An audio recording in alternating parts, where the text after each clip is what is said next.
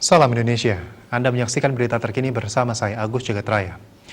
Gunung berapi La Sauvire di Pulau Saint Vincent, Karibia Timur meletus setelah puluhan tahun tidak aktif. Letusan tersebut menyebabkan abu dan asap mengepul dan memaksa ribuan orang mengungsi dari desa sekitarnya. Tidur sejak 1979, gunung berapi tersebut mulai menunjukkan tanda-tanda aktivitas pada Desember 2020, mengeluarkan uap dan asap serta bergemuruh.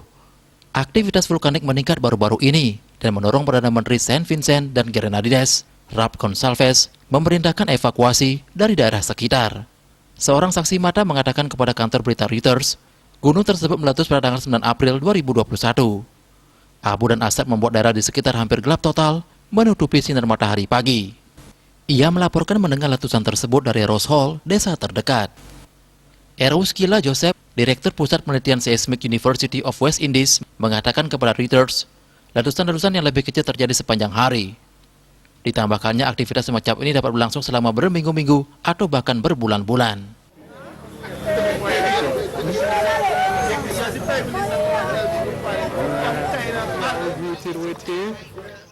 Gunung berapi di Saint Vincent dan Grenadines yang berpenduduk lebih dari 100.000 tersebut tidak mengalami aktivitas vulkanik sejak tahun 1979 ketika letusan menyebabkan kerugian sekitar 100 juta dolar.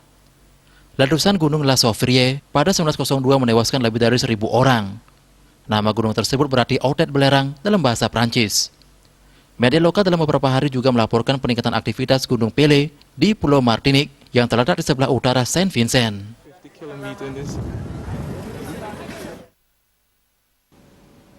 Untuk mencegah penyebaran COVID-19, ingat pesan ibu. Dengan selalu terapkan 3M, wajib memakai masker, wajib mencuci tangan, dan wajib menjaga jarak, serta wajib menghindari kerumunan.